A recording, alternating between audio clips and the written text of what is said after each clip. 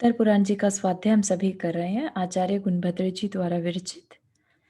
मंगलम भगवान वीरो मंगलम गौतमो गणी मंगलम कुंद कुंदाद्यो जैन धर्मोस्तु मंगलम। नमो अरिहंताणम नमो सिद्धाणम नमो आयर्याणम नमो उवज्जायाणम नमो लोये सवसाहुणम।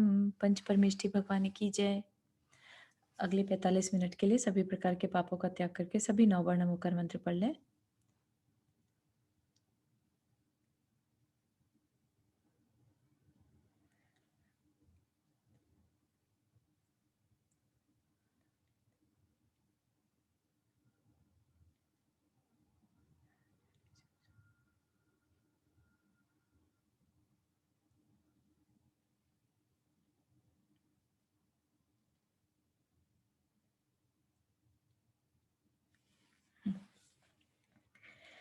तो हम जान रहे थे कि जो राजा श्रेणी के हैं उन्होंने आगे आने वाला समय कैसा होगा उसके बारे में पूछा था, है ना? उत्सर्पिणी अवसर्पिणी काल का जो बचा हुआ समय अब उसके बारे में बताइए।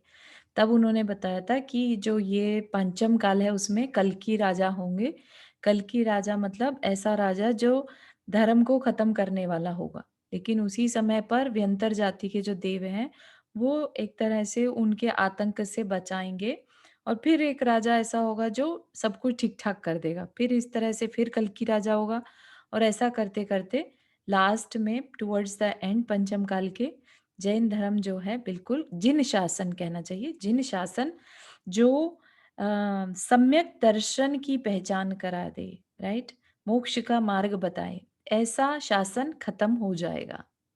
ठीक है? उसके बाद कैसा समय होगा? उसके बाद सिर्फ बुरा से बुरा दुखमा काल शुरू हो जाएगा। उस काल में मतलब दुखों की तीव्र तीव्र दुखों की अधिकता होगी। और उसके बारे में थोड़ी और जानकारी ले तो क्या क्या बताया कि मनुष्य में बुद्धि, बल, काय और आयु आदि का अनुक्रम से ह्रास होता जाएगा। मतलब कि उनकी बुद्धि, बल, उनकी जो बॉडी की पावर है, काय और आयु उनका ह्रास ह्रास मतलब कमी कमी होते जाना। चारू एक बात है, हम्म। ये पंचम काल में ही धर्म का ह्रास हो जाएगा या छठे काल में जाके? देखिए कैसा है कि अपन एक है कि बिल्कुल खत्म हो जाना धर्म का, ठीक है? हाँ। वो पंचम काल के अंत में होगा, मान लिया, ठीक है? लेकिन पंचम काल के अंत तक क्या स्थिति बनेगी? सिर्फ एक राजा बचेगा जो सम्यक दृष्टि होगा, एक मुनि बचेंगे, एक आरिका और एक श्रावक, ठीक है? तो ऐसे में आप ये सोचिए कि इसका मतलब ये है कि ह्रास तो कंटिन्यू हो ही रहा है, ठीक है ना? हम्म। ए हम्म। एकदम खत्म हो जाएगा वो पंचम काल के एंड में होगा। अंत जब में हो 3 जाएगा, साल मतलब छठे काल बचेंगे, से पहले ही खत्म हो। 3 जो वो साल अग्नि, बचेंगे। हुँ। वो कह रहे कि अग्नि हो जाएगी एकदम से। हाँ, वो सब छठे काल के अंत में होगा। अच्छा अच्छा, हाँ, ठीक ठीक है। ठीक है? हुँ। पर धर्म का राज जो धर्म जो है है वो पंचम पंचम काल काल के के अंत एंड में तक होगा। रहेगा। लेकिन ठीक है। आप ये समझ लीजिए कि majority of the people will हाँ। बी धर्म से रहित होंगे। ठीक है ठीक है ठीक है। ना? कहने को धर्म रहेगा, लेकिन वो कितना पुण्यशाली जीव होगा उस समय पंचम काल के हाँ एंड में जो धर्म का साथ जिसे मिल जाए। हाँ वो हाँ। एक ही पर्सन होगा, राइट? ठीक है मतलब ठीक। मेनली 4 पीपल होंगे, जो यहाँ पर अच्छा। बताए ना कि एक हाँ हाँ। अ, वीरांगज मुनि, अग्निल श्रावक, सर्वश्री यारिका और फल्गु सेना श्राविका, बस। अच्छा अच्छा, सोचिए। ठीक और है। जबकि जो ये जब बात कर रहे हैं हम सृष्टि की, राइट? पंचम काल जहाँ तक है, वो कब कहाँ पर है? पूरे भरत क्षेत्र की बात कर रहे हैं, ठीक है ना? पूरे भरत क्षेत्र में सिर्फ 4 लोगों में धर्म रहेगा टुवर्ड्स द एंड। अच्छा, बाकी ठीक इसका क्या है। मतलब है कि सब जगह से धर्म पहले ही खत्म हो चुका होगा। राजा भी रहेगा, राजा? राजा मतलब एक लीडर कहते हैं एक तरह से। राजा मतलब ऐसा मत समझिए कि भई राजा मतलब कि पैलेस में रहने वाला। एक नगर का मुखिया भी राजा कहला सकता है, राइट? गाँव का मुखिया जो होता है, पंच जो जिसे बोलते हैं ना, तो वो भी लीडर राजा कहला सकता है। राजा एक जस्ट अ वर्ड है कि सब में जैसे राजा शेर को भी राजा बोलते हैं, राइट? जंगल का राजा। तो राजा बेसिकली सब पे राज करने वाला। तो वो राज करने वाला एक बहुत ही सिंपल इंसान भी हो सकता है। जैसे एक छोटी-सी नगरी लेट्स से बची, उस समय सब कुछ खत्म होने के कगार पे है, सब कुछ खत्म हुआ जा रहा है। तो छोटी-सी हो सकता है, एक वेल एजुकेटेड बस्ती बची है, उसमें एक लीडर है, उसको राजा कह सकते हैं। ठीक है ना? तो ऐसा नहीं समझिएगा कि इतने एजुकेटेड लोग होंगे कि महल बना के और इस तरह से रह रहे होंगे। ठीक है? क्योंकि टुवर्ड्स द एंड क्या होगा, उसके बाद 21,000 वर्ष तक थोड़ी-थोड़ी वर्षा की, सो ठीक ही है, क्योंकि काल का उल्लंघन कोई नहीं कर सकता। क्या हो रहा है, धीरे-धीरे वहाँ पर कपड़े-वपड़े सब खत्म हुए जा रहे हैं। तो क्यों खत्म हो रहे होंगे? सोचिए, आप कपास की खेती बंद हो जाएगी, ज़मीन की पावर खत्म हो जाएगी, राइट? और पापी लोग ज़्यादा होंगे जो मांस भक्षण ज़्यादा करेंगे। कोई उन्हें ये नहीं कहने वाला कि पानी छान के पियो, दिन से खाना खाओ। ये सब क्या है, सदाचार की बातें जो हैं, जब जिन शासन अच्छे से चल रहा है, तब तो पता चल रही हैं। लेकिन आगे-आगे ये सारी बातें खत्म होती चली जाएँगी। जैन धर्म जो जिसे आज हम मान के चल रहे हैं ना, हमें अपने आप को बहुत ज़्यादा लकी मानना चाहिए कि हम पंचम काल के शुरू में हो गए, ठीक है ना? अगर यही हम पंचम काल के टुवर्ड्स द एंड होते, तो ये नाम खत्म हो जाएगा बिल्कुल। अभी तो चारू क्या पता किस जो योनि में जाएँगे। हाँ, लेकिन जिस तरह के भाव कर रहे मतलब हैं और जो अगर फिलहाल तो थोड़ा हाँ, भी भगवान की दया व्रत से है। उपवास कर रहे हैं, तो देवगति मान के चलिए, ठीक है ना? हुँ, अगर अपने भाव नॉर्मल है, राइट? हम किसी का बुरा नहीं चाह रहे हैं और व्रत उपवास थोड़े भी लिए हैं, तो मान हाँ। के चलिए देवगति ही होगी, ठीक है ना? इस तरह से हम इस छठे काल से बच जाएँगे। कुछ एक जगह मैंने ये पढ़ा भी था, शायद तुमने ही बताया हो हुँ, हुँ। कि अगर हमारे कुछ गड़बड़ होता, तो हम ये सुनने की भी हमें नहीं रहती। हाँ, वो तब तो हम जब कर्म हमने आयु का बंध कर लिया होता, ठीक है ना? हाँ, इसका मतलब आइदर देव आयु ऑलरेडी बाँध ली है, जो अच्छी-अच्छी बातें सुनने मिल रही हैं, अच्छे-अच्छे या भाव हो रहे हैं, या फिर अभी बाँधी नहीं है, बात नहीं हाँ, ठीक है ना? ठीक है, हुँ, ठीक है। Thank you, thank you. चलो। ठीक है, तो और क्या होगा, छठे काल की बात बता रहे हैं कि बारिश होनी कम हो जाएगी। लोग कैसे रहेंगे? नग्न रहेंगे, बंदरों के समान, फल आदि का भक्षण करने लगेंगे। ठीक है? इस काल के अंतिम समय में मनुष्य की आयु 16 वर्ष की, स्टार्टिंग में कितनी थी? 20 वर्ष की, है ना? और घटते-घटते टुवर्ड्स द एंड ऑफ 16 जो छठा काल है, 16 वर्ष की आयु मैक्सिमम, जो आज के टाइम में एक ये पेट एनिमल्स की रहती है, राइट? 12 से 16 वर्ष रहती है। अब ऐसा नहीं है कि 16 है तो 16 सभी 16 वर्ष के ही होंगे, ऐसा नहीं। किसी की 10 भी हो सकती है, किसी की 12 भी हो सकती है, वो भी नॉर्मल रेंज ही मानी जाएगी। जैसे आज के टाइम में 60-70 को भी नॉर्मल कहते हैं, और कोई हो सकता है 90-80 90-100 साल का भी मिल जाए, राइट? तो मैक्सिमम बता रहे हैं कि मैक्सिमम 100-120 आज भी दिख जाते हैं। तो उस समय मैक्सिमम कितनी दिखेगी? 16 वर्ष की। बाकी सब जो होंगे उससे कम वर्ष के होंगे। और शरीर की ऊंचाई 1 हाथ की रह जाएगी। 1 हाथ मतलब 1.5 फीट, ठीक है ना? 1.5 फीट के आदमी हुआ करेंगे, मनुष्य हुआ करेंगे। उस समय नाम कर्म की प्रकृतियों में अस्थिर ना आदि अशुभ प्रकृतियां ही फल देंगी। तो जो बॉर्न भी होंगे ना मनुष्य, वो मेनली बहुत खराब कर्म करके आए होंगे, नरक से आए होंगे। ऐसे लोग उस छठे काल में पैदा होंगे। उस समय के मनुष्य काले रंग के होंगे, है ना? स्किन कलर क्या होगा? डार्क होगा। जैसे आज के कल समय में भी उसको देखने में अच्छा लगने वाला सौम्यता, राइट? तो उसको पॉजिटिव में मानते हैं, उसको अच्छे शुभ कर्म की का उदय मानते हैं। हाँ, भूमिका जी, आपने हाथ रेज़ किया। हाँ, चारू कुछ नहीं, अभी आपने कहा कि वहाँ पर छठे काल में जो पैदा होंगे वो नरक से उत्पन्न होंगे, राइट? ज़रूरी नहीं है, तो मतलब तिर्यंच से भी आ सकते हैं, मतलब खराब बैकग्राउंड से आएँगे, दुःख उठाने हाँ, वाले। तो फिर ये तो मतलब हम लोग तो फिर नहीं जाएँगे बेसिकली, अगर ऐसा ही है तो, अगर छठे काल में, क्योंकि एक आयु तो 84 जो भी होती है, हाँ, कितने हाँ, 84,000 साल की, राइट? हाँ, तो फिर उससे तो यही समझ में आता है, राइट, कि अभी जो है हम लोग पंचम काल में, वो छठे काल में नहीं पैदा होंगे। हाँ, हाँ, क्योंकि हाँ। फिर अगर हम नरक, नरक में अब भी जाएँगे जाएँगे तो नरक भी, में तो हाँ, बिल्कुल सही बात है, राइट? लेकिन हाँ, बिल्कुल सही बात है, लेकिन नरक में नहीं भी जाएँ, तो लेट्स से तिर्यंच बनते जा रहे हैं हम, तो हम तिर्यंच बन के तो हाँ, पैदा हो सकते हैं राइट? सिर्फ नरक का बंद अभी हाँ, करेंगे बट तो फिर मनुष्य, मिनिमम पर 84 है। मनुष्य गति नहीं।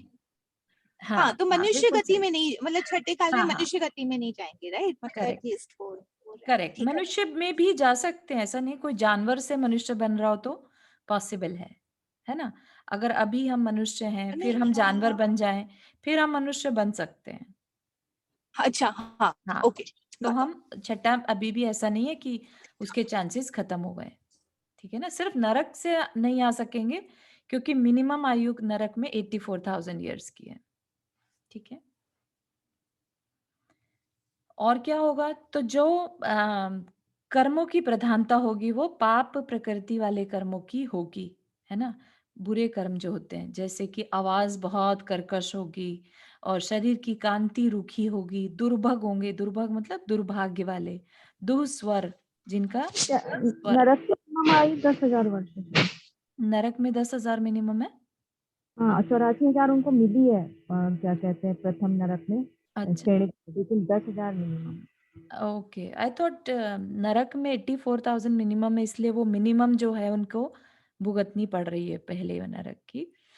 एक बार डबल चेक करिएगा क्योंकि 10,000 जो मुझे ध्यान है वो देवगति की है मिनिमम, है ना? एक बार डबल चेक कर सकते हैं फिर भी डेफिनेटली। तो कैसे रहेंगे? दुर्भग, दुर्भाग्य वाले, है ना? क्योंकि कुछ है ही नहीं वहाँ पर, धर्म जहाँ पर नहीं है तो दुर्भाग्य ही है ना? दुःस्वर, जो बुरे स्वर वाले, कर्कश, आज जैसे आज के टाइम में हम कितने सुंदर गाने वाले लोग देखते हैं, है ना?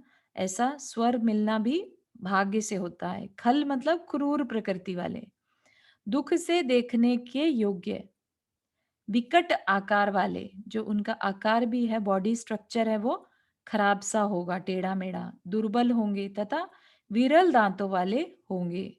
विरल दांत मतलब थोड़ा जगह है जिनके दांतों के बीच में, ऐसी विरल दांतों वाले होंगे। उनके वक्षस्थल, गाल और नेत्रों के स्थान भीतर को धंसे होंगे। ठीक है? जैसे बिल्कुल काले-काले फेस और उनके अंदर नेत्र अंदर की ओर घुसे हुए।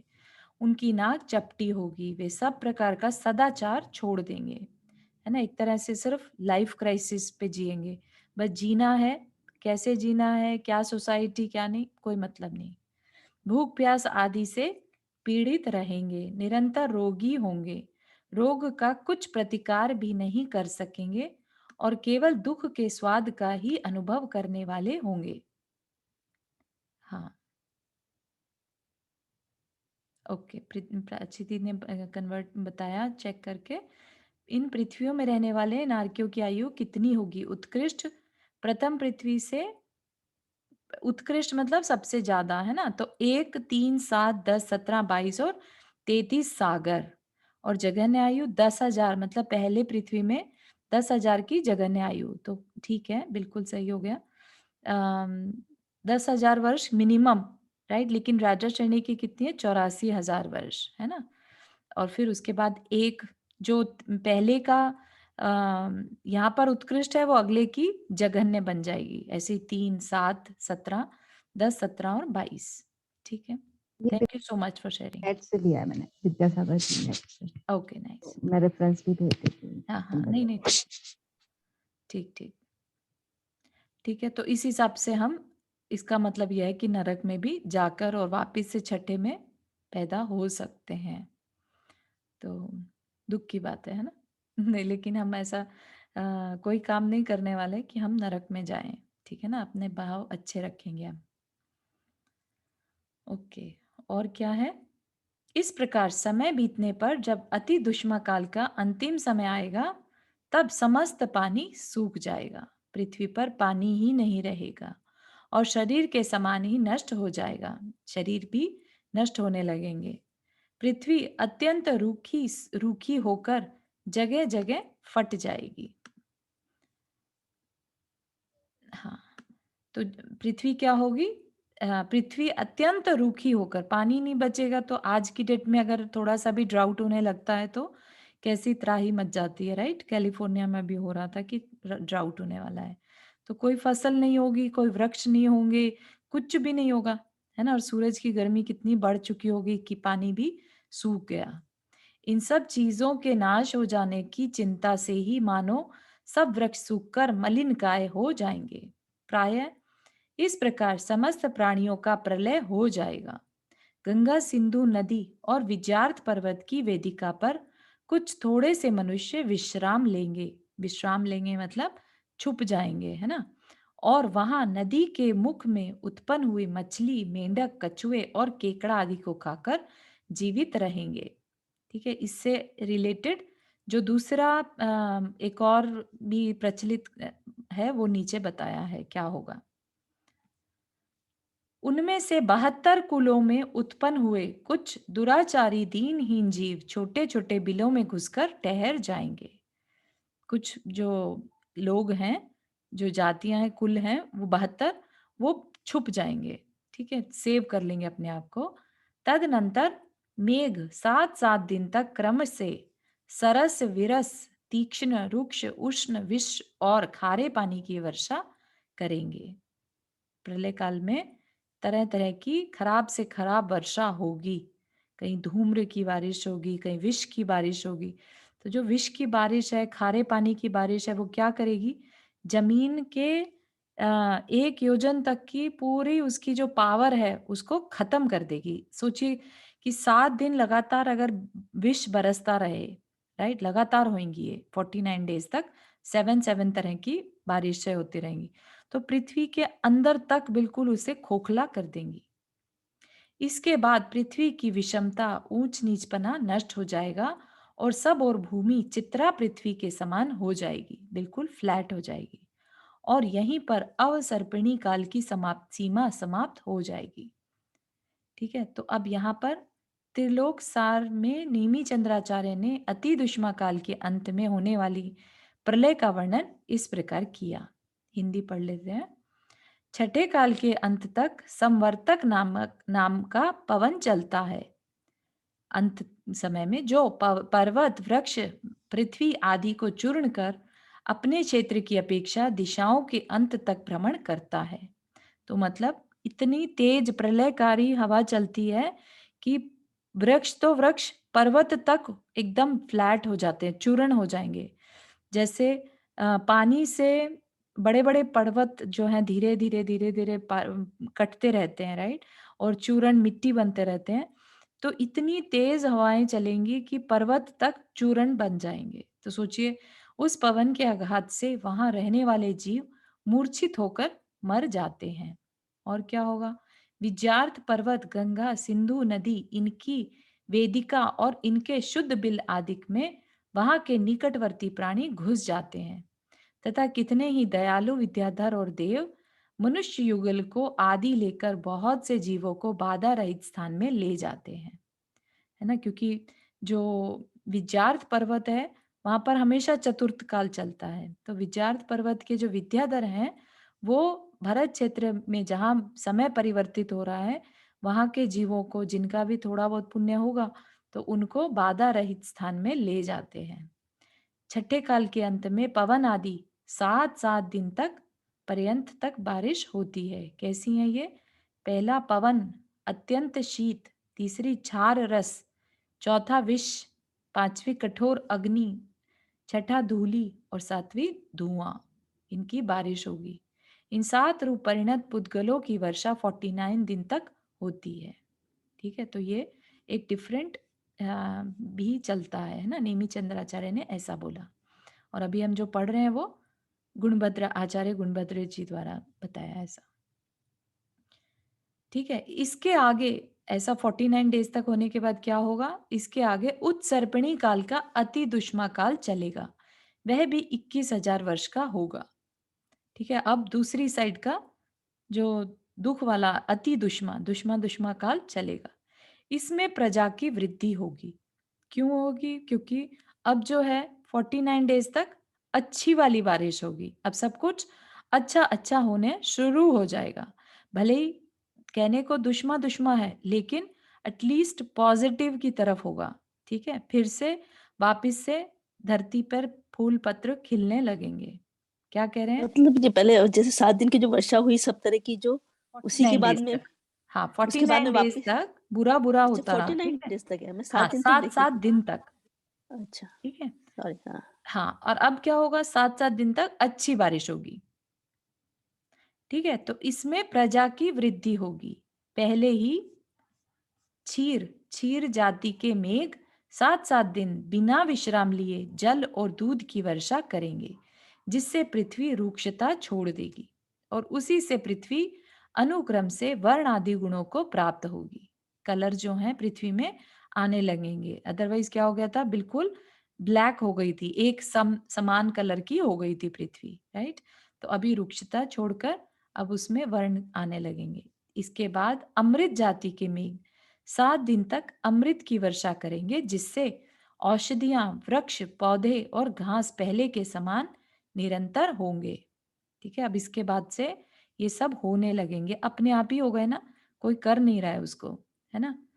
तदनंतर रस अधिक जाति के मेघ रस की वर्षा करेंगे, जिससे उधर 6 भी तो रसों इन की सॉरी उत्पत्ति। इन्होंने तो उधर भी तुमने छठे काल के अंत में बोला और ये भी छठे काल के अंत में है। ये छठे काल जो उत्सर्पिणी है ना, जो साइकिल अच्छा जैसे आपको उत्सर्पिणी बताया था, हाँ है ना, हाँ हाँ हाँ उसका समझ गया। पहला काल। वो इसीलिए मैं ध्यान से नहीं सुन। ठीक है, तो रसों की उत्पत्ति होगी। जो मनुष्य पहले बिलों में घुस गए थे, वे अब उनसे बाहर निकलेंगे और उन रसों का उपयोग कर हर्ष से जीवन जीवित रहेंगे।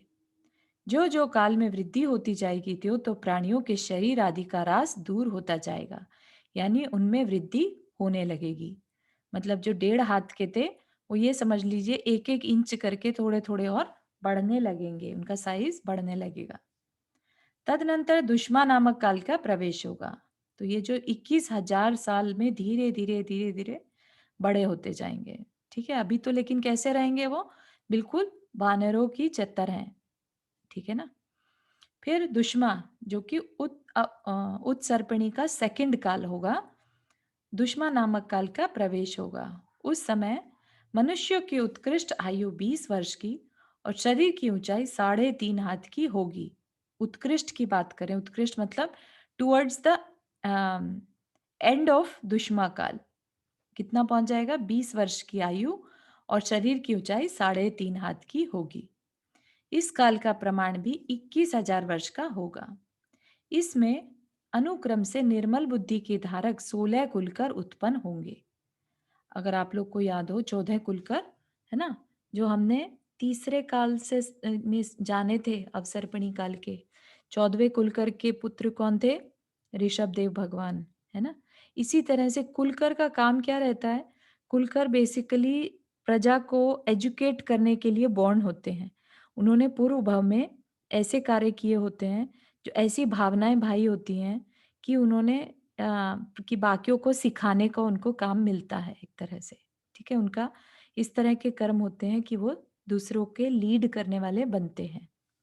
ठीक है, और ये विदेह क्षेत्र से आते हैं। ठीक है, उनमें से प्रथम कुलकर का शरीर 4 हाथ से कुछ कम होगा। तो 4 हाथ से कुछ कम होगा, इसका मतलब क्या होगा कि जो ये 20 वर्ष की ऊंचाई और 3.5 हाथ की 20 वर्ष की आयु और 3.5 हाथ की जो ऊंचाई है, वो स्टार्टिंग में होगी, है ना। इसका मतलब है, और धीरे धीरे फिर बढ़ते जाएंगे। शरीर जो है पहले कुलकर का 4 हाथ से कुछ कम होगा और अंतिम कुलकर का शरीर 7 हाथ प्रमाण होगा। 7 हाथ मतलब कि उससे टाइम्स 1.5 कर दीजिए तो 10 फीट के प्रमाण, है ना। हाँ, भूमिका जी आपने हाथ रेज किया। अवसर्पिणी में 14 कुलकर थे और उत्सर्पिणी में 16 होंगे। हाँ, मतलब नंबर संख्या बढ़ जाएगी कुलकरों की। होनी तो नहीं चाहिए, मतलब जो वहां पर भी 16 बोलते हैं, एक तो ऋषभ देव को क्योंकि उन्होंने सिखाया 80 कृषि, और भरत चक्रवर्ती को भी 16वां कुलकर बोल देते हैं, है ना। तो अच्छा, अदरवाइज तो 14 कुलकर ही होते हैं, तो हो सकता है यहाँ पर 15वें और 16वें को इसी तरह से जोड़ा हो। ठीक है। ठीक है। हाँ जी। ठीक है, कुलकरों में सबसे पहला कुलकर कनक नाम का होगा, दूसरा कनक प्रभ, तीसरा कनक राज। तो अब ये कुलकर क्या करेंगे, जैसे हमने पहले में देखा था पिछली बार में अवसर्पिणी काल के उसमें, वो तीसरे काल से चौथे में जा रहे थे। ठीक है, तो जो जो जैसे कल्प वृक्ष खत्म हो गए और व्यवस्थाएं बदलती जा रही हैं, युगलों में पैदा होना बंद हो गया, तो ये सारी जिससे प्रजा घबराती थी चेंजेस से, तो ये चेंजेस को कुलकर बताते हैं, ठीक है। तो इसी तरह से यहाँ पर भी जब चेंजेस हो रहे हैं, लेकिन अब पॉजिटिव साइड के चेंज हो रहे हैं। अभी क्या हो रहा है, जैसे अग्नि अचानक से मिल जाएगी तो सब लोग डर जाएंगे कि ये क्या है, तो खुलकर बताएंगे कि ये अग्नि है, इससे डरो मत। जैसे फिर चक्र है, राइट, पहिया, पहिया है तो उससे लोगों को पता नहीं इससे क्या करें, तो कि ये पहिया है, इससे तुम गाड़ी बना सकते हो, इससे तुम और भी काम कर सकते हो। इसी तरह से घर बनाने का कार्य है कि घर कैसे बनते हैं, घर बनाना सिखाना, है ना, कपड़े बनाना सिखाना, ये सब काम कौन कौन करेगा, ये सब खुलकर करेंगे, ठीक है। तो इस तरह से व्यवस्था बनती चली जाएगी कि लोग फिर से घरों में रहने लगेंगे, फिर से महल बनने लगेंगे, है ना, फिर से सारी व्यवस्था एक सिविलाइज्ड सिविलाइजेशन को क्रिएट करवाने वाले होंगे, ठीक है। तो क्या कह रहे हैं, तीसरा कनक राज, चौथा कनक ध्वज, पांचवा कनक पुंगव, छठा नलिन, सातवां नलिन प्रभ, आठवां नलिन राज, नौवां नलिन ध्वज, दसवां नलिन पुंगव, 11वां पद्म, 12वां पद्म प्रभ, 13वां पद्मराज, 14वां पद्म ध्वज, 15वां पद्म पुंगव और 16वां महापद्म नाम का कुलकर होगा। ये सभी बुद्धि और बल से सुशोभित होंगे। इनके समय में क्रम से शुभ भावों की वृद्धि होने से भूमि, जल तथा धान्य आदि की वृद्धि होगी, है ना। और एक क्वेश्चन है, हम्म, ये सब एक ही फैमिली से होंगे, मतलब एक ही वंशज होंगे या कहीं से भी हो सकते हैं रैंडम? रैंडम हो सकते हैं, एक्चुअली कनेक्टेड नहीं होंगे, सब अपना अपना पीछे से आते जाएंगे और ये काम करते जाएंगे। ऐसा बेसिकली तो बस नहीं है कि इस नाम कुलकर का पुत्र वैसा बनेगा। नाम सेम होना, इससे ये फर्क हो सकता है कि मे भी हो सकता है सेम फैमिली के हो, बट हो सकता है प्रचलित नाम हो, ऐसा भी हो सकता है। और ये भी हो सकता है कि स्टार्टिंग में एक के बाद एक हर 50-60 साल में एक कुलकर हो रहे हैं, राइट। तो या तो देखा जा सकता है इसके बारे में मोर डिटेल अगर कहीं पर है तो। I did not read this. पर ऋषभ देव भगवान को भी कुलकर बोलेंगे? उनको उपचार से बोल देते हैं 15वें कुलकर, क्योंकि उन्होंने भी सिखाया ही है ना सबको कि कृषि, असी मसी कृषि, हाँ, शिल्प कृषि विद्या, ऐसे है ना। बस। तो वो हाँ, सब सिखाया, इस वजह से उनको कुलकर बोल देते हैं। कुलकर बेसिकली सिखाने का काम करते हैं, ठीक है ना। तो एक तरह से यहाँ पर कुलकर क्या करेंगे, सोसाइटी बिल्ड करने का काम करेंगे। क्योंकि अब क्या होगा, जो आखिरी कुलकर होते हैं उनका पुत्र क्या बनेगा, तीर्थंकर होगा। तो सोचिए, तीर्थंकर कोई जंगल में तो होंगे नहीं, है ना, तब तक महल फिर से बनने लगेंगे। ये आखिर तीर्थंकर तो नाभिराज थे ना? नाभि राय तो कुलकर थे, आखिरी कुलकर थे, उनके पुत्र ऋषभ देव। हाँ ऋषभ देव को उत्तर उपचार तो, से कुलकर बोल देते हैं। हाँ वैसे आखिरी तो वही थे हाँ ना। जी, हाँ जी, 14वें वो ही थे। यस, बिल्कुल ठीक है, ठीक है। फिर क्या होगा, और क्या अपने आप से क्या प्रकट हो रहे हैं, जब हमने देखा था कि टुवर्ड्स द एंड सब एक क्रूर फीलिंग्स के साथ रहेंगे, छीन के खाना, कोई भी सोसाइटी वाली फीलिंग नहीं है, फैमिली में जो कंपैशन होता है, केयरिंगनेस होती है, लव, वो सब इवन इमोशंस तक खत्म हो जाएंगे। अब यहाँ पर क्या है, ये लाइन रह गई शायद, मनुष्य अनाचार का त्याग करेंगे, परिमित समय पर योग्य भोजन करेंगे, मैत्री, लज्जा, सत्य, दया, दमन, संतोष, विनय, क्षमा, राग, द्वेष आदि की मंदता आदि सज्जनोचित चारित्र प्रकट होंगे और लोग अग्नि में पकाकर भोजन करेंगे, ठीक है ना। तो काल का इतना प्रभाव है, ये देख सकते हैं हम कि जैसा हम खाते हैं, राइट, जैसा अन्न हम खा रहे हैं वैसे विचार। तो जो छठे काल हमने अभी पढ़ा, पिछला छठा काल होगा जो अवसर्पिणी का, उसमें क्योंकि सब मांस भक्षण करने वाले हैं, तो एक दूसरे के प्रति क्रूर परिणाम, क्योंकि कोई घास खाने वाला जीव नहीं बचा, है ना, सब एक दूसरे को मार के खाने वाले जीव बचे हैं। तो वैसे ही परिणाम अब क्या हो गया, फिर से जो पृथ्वी में वृक्ष निकले, है ना, फल फूल लगने लगे, तो अब उसकी वजह से फिर से परिणामों में चेंजेस आने लगे लोगों के, और लोग अग्नि में पकाकर भोजन करेंगे। तो ये पकाना कौन सिखाएगा, ये कुलकर सिखाएंगे। यह सब कार्य दूसरे काल में होंगे, इसके बाद तीसरा काल लगेगा। उसमें लोगों का शरीर 7 हाथ ऊंचा होगा। स्टार्टिंग में 7 हाथ का होगा और आयु कितनी 120 वर्ष की होगी। तदनंतर इसी काल में तीर्थंकरों की उत्पत्ति होगी। जो जीव तीर्थंकर होंगे उनके नाम इस प्रकार हैं। जो होंगे उनके पुराने नाम बता रखे हैं यहाँ पर। श्रेणिक है ना, श्रेणिक पहले तीर्थंकर होंगे। सुपार्श, उदंक, प्रोष्ठिल, कटप्रु, क्षत्रिय, श्रेष्ठी, शंख, नंदन, सुनंद, शशांक, सेवक, प्रेमक, अतोरण, रैवत, वासुदेव, भगली, बागली, द्वैपायन, कनकपाद, नारद, चारुपाद और सत्यकी पुत्र, ये 23 जीव आगे तीर्थंकर होंगे। 7 हाथ को आदि लेकर इनके शरीर की ऊंचाई होगी। आदि मतलब स्टार्टिंग में 7 हाथ, बाकी फिर आगे आगे बढ़ते बढ़ते कितने हो जाएंगे? पूरा 500 धनुष। 24 को नहीं बताया? हाँ, ये आई थिंक ये आगे के ऐसा क्यों लिखा होगा? श्रेणी को अलग से या तो छोड़ा है, यहाँ पर सुपार्श से गिनती शुरू करी होगी, इसलिए श्रेणी के 1 और बाकी के 23 ऐसा हो सकता है। है ना, 7 हाथ को आदि लेकर इनके शरीर की ऊंचाई होगी। इस प्रकार 23 ये तथा 1 अन्य मिलाकर 24 तीर्थंकर होंगे। तो ये थोड़ा सा और हमें देखना पड़ेगा ऐसे क्यों बताया। उनमें से पहले तीर्थंकर 16वें कुलकर होंगे, है ना, बता दिया ना यहाँ पर 16वें कुलकर क्या होंगे? पहला तीर्थंकर होगा। उनका नाम भी आगे बताया, महापद्म नाम से। 100 वर्ष उनकी आयु होगी और 7 अरति ऊंचा शरीर होगा। यहाँ पे 7 हाथ ऊंचा शरीर होगा। नहीं तो ये एक चीज समझ में आई चारू। हाँ।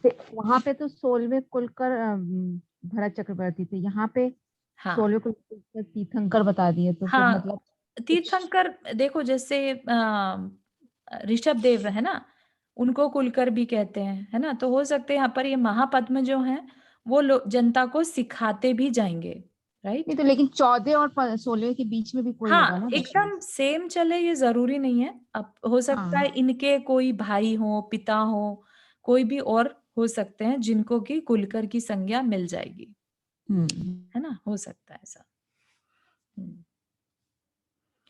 तो महापद्म पहले होंगे, उनके बाद निम्नलिखित 23 तीर्थंकर और होंगे। तो यहाँ पर सूर्यदेव, सुपार्श, स्वयंप्रभ, अब ये उनके एक्चुअल नेम हैं। जो पहले नाम बताए थे वो उनके करंट भव जो अभी इस टाइम पे होंगे या पिछला भव जो है उनका वो बताया था नाम। तो क्या है? सूर्यदेव, सुपार्श, स्वयंप्रभ, स्वात्मभूत, देवपुत्र, कुलपुत्र, उदंक, प्रोष्ठिल, जय कीर्ति, मुनि सुव्रत, अरनाथ, अपाप, निष्कषाय, विपुल, निर्मल, चित्रगुप्त, समाधिगुप्त, स्वयंभू, अनिर्वर्ती, विजय, विमल, देवपाल और अनंत वीर्य। इन समस्त तीर्थंकरों के चरण कमलों की समस्त इंद्र लोग सदा पूजा करेंगे। तो कहानी चारू सेम रहेगी।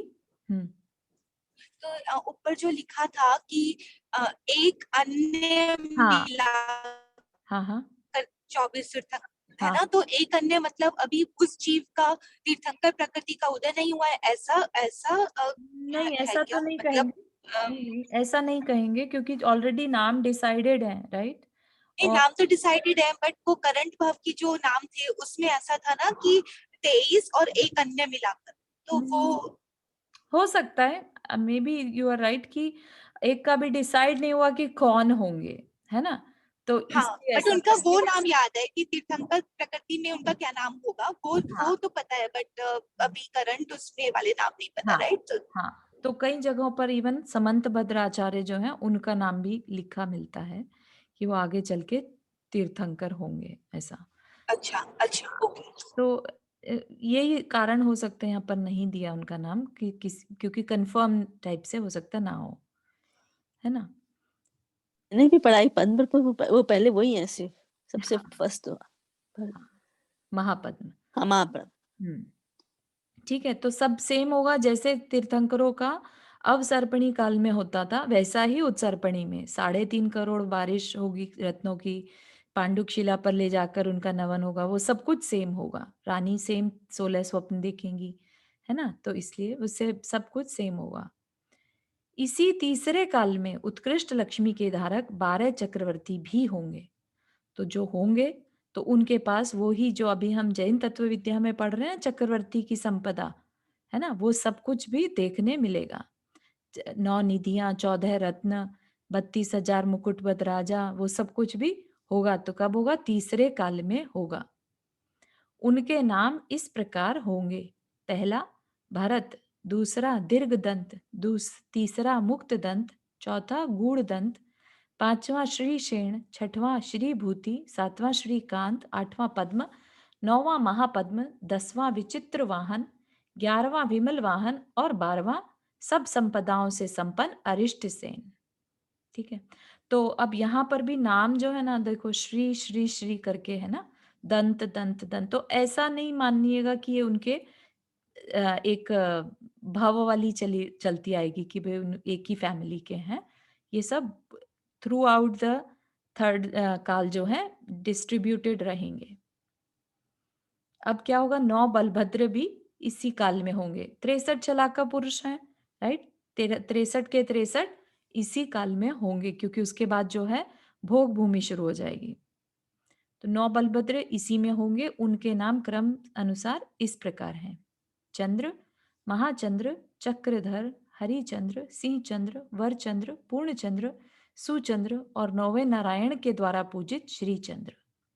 9 नारायण भी इसी काल में होंगे। उनके नाम इस प्रकार होंगे: पहला नंदी, दूसरा नंदी मित्र, तीसरा नंदी शेण, चौथा नंदी भूति, पांचवा सुप्रसिद्ध बल, छठा महाबल, सातवां अतिबल, आठवां त्रिपृष्ठ और 9वां द्विपृष्ठ नामक विभु होगा।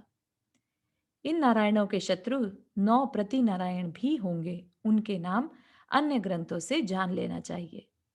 तदनंतर इस काल के बाद सुषम दुष्मन काल आएगा। सुषम दुष्मन जहाँ सुख ज्यादा है और दुख कम है। उनके प्रारंभ में मनुष्य की ऊंचाई 500 धनुष होगी और कुछ अधिक 1 करोड़ वर्ष की आयु होगी। 1 कोटि पूर्व होना चाहिए, यहाँ पर पूर्व वर्ड शायद हट गया, है ना? क्योंकि जैसे ऋषभ देव भगवान की आयु थी ना, 1 करोड़ पूर्व की आयु थी उनकी, इसी तरह वो यहाँ पर मिनिमम एज हो जाएगी। इसके बाद कुछ वर्ष व्यतीत होने पर जहां पर जगन्य भोग भूमि के आर्य जनों के समान सब स्थिति आदि हो जाएगी। ठीक है, जगन्य भोग भूमि की जो व्यवस्था है वैसी यहाँ पर हो जाएगी। फिर पंचम काल आएगा। पंचम काल मतलब जो है मध्यम भोग भूमि, उसमें मध्यम भोग भूमि की स्थिति होगी। और उसके अनंतर छठा काल आएगा, उसमें उत्तम भोग भूमि की स्थिति होगी। जम्बू द्वीप के भरत क्षेत्र के सिवाय और जो बाकी 9 कर्म भूमियां हैं, 9 कर्म भूमियां कहाँ कहाँ मिलेंगी फिर? एक तो भरत क्षेत्र हो गया जम्बू द्वीप का, बाकी 9 कहाँ पर हुई? जम्बू द्वीप का ऐरावत क्षेत्र, है ना? और बाकी 8 5 भाई हातकी खंड और पुष्कर द्वीप, है ना? आधे पुष्कर द्वीप में 8 कर्म भूमियां बाकी की होंगी। उनमें भी इस प्रकार की प्रवृत्ति होती है, सेम उनमें भी चलती है। इस प्रकार जो काल हो चुके हैं और जो आगे होंगे उन सब में कल्प काल की स्थिति बताई गई है। अर्थात उत्सर्पिणी के 10 कोड़ाकोड़ी सागर और अवसर्पिणी के 10 कोड़ाकोड़ी सागर दोनों मिलाकर 20 कोड़ाकोड़ी सागर का एक कल्प काल होता है। कल्प काल मतलब पूरा एक सर्कल, काल चक्र जिसे कहेंगे, वह एक कल्प काल होता है और यह सभी उत्सर्पिणी और अवसर्पिणियों में होता है। ठीक है, तो ये कहाँ की बात बताई? उत्सर्पिणी अवसर्पिणी की ये व्यवस्था सिर्फ कर्म भूमियों में ये व्यवस्था है। क्या कह रहे हैं? सभी विदेह क्षेत्रों में मनुष्य की ऊंचाई 500 धनुष प्रमाण होती है और आयु 1 करोड़ वर्ष पूर्व प्रमाण रहती है। वहां तीर्थंकर, चक्रवर्ती, बलभद्र और नारायण अधिक से अधिक हो तो प्रत्येक 108 होते हैं और कम से कम हो तो प्रत्येक 20 होते हैं। ठीक है, 20 मिनिमम 20 नारायण, 20 बलभद्र, 20 चक्रवर्ती और 20 तीर्थंकर होंगे। ये 160 लिखा है। सॉरी 160, है ना, मैक्सिमम 160 और कम से कम तो 20-20।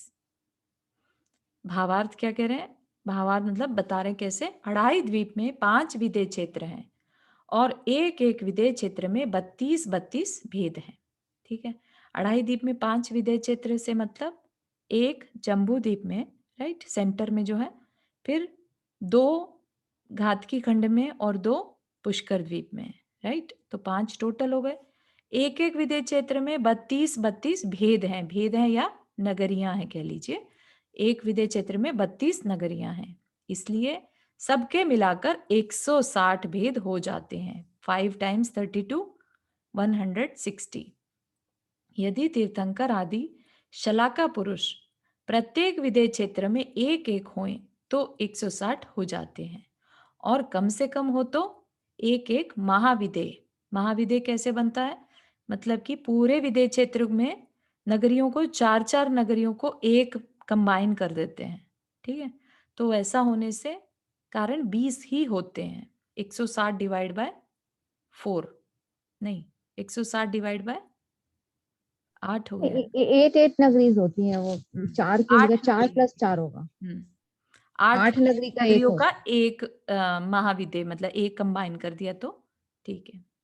चारों इसमें एक चीज मुझे कंफ्यूजिंग लग रही है, हाँ। ये 20 जो रहते हैं वो शलाका पुरुष रहते हैं। हम लोग तो सोचते थे विद्यमान 20 तीर्थंकर होते हैं। हाँ, लुक्स लाइक यहाँ पे शलाका पुरुष।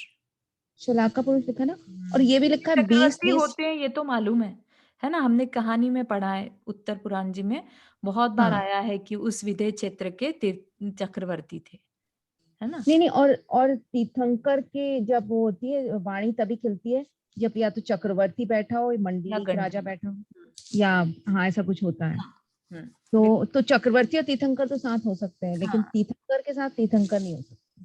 हाँ हाँ हाँ, बिल्कुल सही है। तो इन्होंने मतलब यहाँ थोड़ा सा कंफ्यूजिंग लग रहा है। हाँ, नहीं कंफ्यूजन नहीं, बस यही कंफर्म है। ये तो होंगे ही ना, नारायण प्रति नारायण, ऐसा नहीं है कि ये सिर्फ भरत क्षेत्र और अरावत क्षेत्र में ही हो, है ना, विदेह क्षेत्र में भी जितने मिनिमम और मैक्सिमम है वो होते रहेंगे। तो बेसिकली वो कह रहे हैं 20 नारायण रहेंगे ही रहेंगे हाँ थ्रू आउट एवरीवेयर। हाँ, 20 प्रति नारायण, बिल्कुल 20 बलभद्र, वो तो तीनों का साथ ही होगा। Correct correct. और समवेयर 20 चक्रवर्ती, हाँ जी। मतलब नहीं लेकिन अच्छा, हाँ 20 चक्रवर्ती होंगे तो 63 कैसे होंगे? हाँ, लेकिन आई डोंट थिंक वहां पर 63 वाली संख्या बनती है, राइट, वहां पर नहीं नहीं शलाका नहीं, पुरुष होते हैं। वो तो कंटिन्यूअस ही है। हाँ, कंटिन्यूअस है, बस होते हैं विदेश बस। क्षेत्र में तो कंटिन्यूअस है। हाँ, 63 वाली संख्या अपने भारत क्षेत्र की। भारत क्षेत्र के लिए ये सिर्फ। इस प्रकार सब कर्म भूमियों में उत्पन्न हुए तीर्थंकर आदि महापुरुष अधिक से अधिक हो तो 170, कैसे 160 जो है विदेह क्षेत्र के और 10 जो है भारत और ऐरावत के, है ना, तो 170 हो सकते हैं।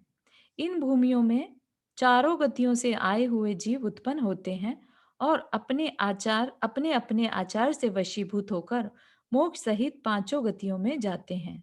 4 गतियां तो हम सब जानते हैं, पंचम गति कौन सी है? सिद्ध की, है ना, सिद्ध गति। सभी भोग भूमियों में कर्म भूमि मनुष्य और संगी तिर्यंच ही उत्पन्न होते हैं। जो भोग भूमि में कौन जा सकता है? कर्म भूमि के मनुष्य या तिर्यंच ही उत्पन्न होते हैं। और भोग भूमि के जीव कहाँ जा सकते हैं? मरकर पहले और दूसरे स्वर्ग में अथवा भवनवासी आदि 3 निकायों में उत्पन्न होते हैं, मतलब कि देव ही बनते हैं। ठीक है, यह नियम है कि भोग भूमि के सभी मनुष्य और तिर्यंच नियम से देव ही होते हैं, क्योंकि वहां पर इतनी मंद कषाय रहती है और उनका पिछला पुण्य भी रहता है कि जिसकी वजह से वो बचे हुए पुण्य को भोगने के लिए देव बनते हैं।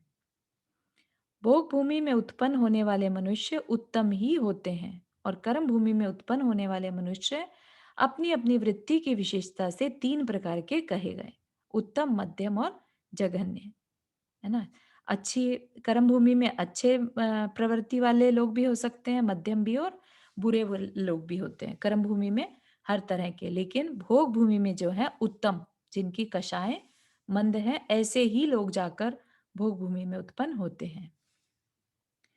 शलाका पुरुष अब नाम से समझ में आ जाएगा शलाका पुरुषों में कौन है, राइट? तीर्थंकर, चक्रवर्ती, नारायण, प्रतिनारायण और बलभद्र। तो शलाका पुरुष कामदेव तथा विद्याधर आदि जो देव पूजित सत्पुरुष हैं वे दिव्य मनुष्य कहलाते हैं और छठे काल के मनुष्य जघन श्रेणी के हैं। इनके सिवाय, हाँ, अब आगे जो ये बता रहे हैं, एक पैर वाले, भाषा रहित, शंकु के समान कान वाले, कान को ही ओढ़ने वाले, बिछाने वाले अर्थात लंबे कान वाले, खरगोश के समान कान वाले, घोड़े आदि के समान कान वाले, अश्वमुख, सिंह मुख, देखने के योग्य महिष मुख, कोल मुख मतलब जिसका सूकर का जैसा मुंह है ना, पिग जैसा, सिंह के शरीर तो होगा मनुष्य का है और शरीर होगा शेर के जैसा मुख, व्याघ्र मुख, उलूक मुख, वानर मुख, मत्स्य मुख, काल मुख, गोमुख, मेष मुख, मेघ मुख, विद्युन्मुख, आदर्श मुख, हस्ती मुख, पूंछ वाले और सींग वाले, ये कुभोग भूमि के मनुष्य भी नीच मनुष्य कहलाते हैं। जो कुभोग भूमियां हैं, जो कि हम डिटेल में और पढ़ेंगे जैन तत्व विद्या में, वहां पर जो मनुष्य होते हैं वो सीधे साधे मनुष्य नहीं रहते, उनकी जो आकृति है वो बड़ी अजीबोगरीब रहती है, आधा शरीर जानवर का और आधा मनुष्यों का रहता है। और ये कहाँ होते हैं? ये सब अंतरद्वीपों में रहते हैं, मतलब कि जैसे लवण समुद्र है, राइट, तो उसमें द्वीप बने हैं, उनमें रहते हैं ये ऐसे नॉर्मल हम जहाँ रहते हैं वहां नहीं रहते, ये अंतरद्वीपों में रहते हैं। ठीक है, तो ये कुभोग भूमि के मनुष्य बताए। ठीक है, यहीं तक आज के लिए रखते हैं, समय हमारा हो गया है। आई वॉज थिंकिंग कि आज थोड़ा और कर लेते हम, लेकिन डजंट लुक लाइक। हाँ, भूमिका आपने हाथ रेज किया। चारू, आपने अभी बीच में बोला था ना कि आचार्य समंतभद्र का हाँ। कहते हैं कि वो तो पर वो तो पंचम काल में हुए थे ना समंतभद्र आचार्य। हाँ, ऐसा है तो कि फिर उनको तीर्थंकर प्रकृति का बांध तो ही नहीं है, बांधी नहीं है, जैसे रावण भी है ना, रावण ने भी तीर्थंकर प्रकृति बांधी नहीं है अभी। ठीक है, लेकिन ऐसा उनके बारे में बता दिया पहले से कि वो होंगे, तो तीर्थंकर प्रकृति का बंध आगे चलकर करेंगे। ठीक है ना? अच्छा ऐसे। हाँ, ऐसे हाँ, ही समंतभद्र आचार्य के बारे में बोला जाता है, किंवदंती है, प्रमाण कुछ नहीं है। ठीक है, तो हाँ, इसलिए इसको आप प्रमाण मत मानिएगा। ठीक ठीक है, तो यहीं तक रखते हैं।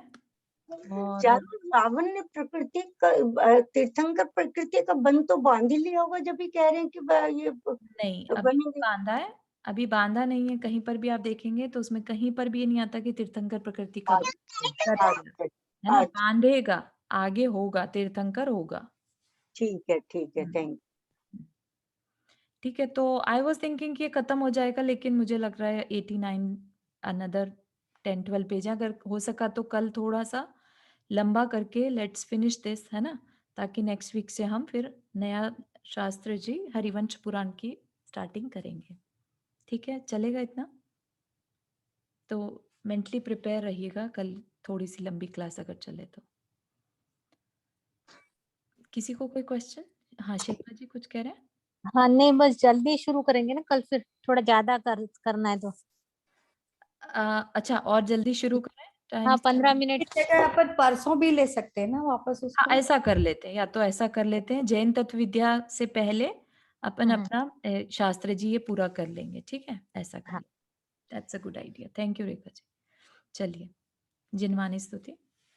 जा वाणी के ज्ञान से सूझे लोकालोक, सो वाणी मस्तक धरो सदा दे तू दोख। हे जिनवाणी भारती तो ही जपो दिन रैन, जो तेरा शरणा गहे सो पावे सुख चैन। नौबार मुखरमन।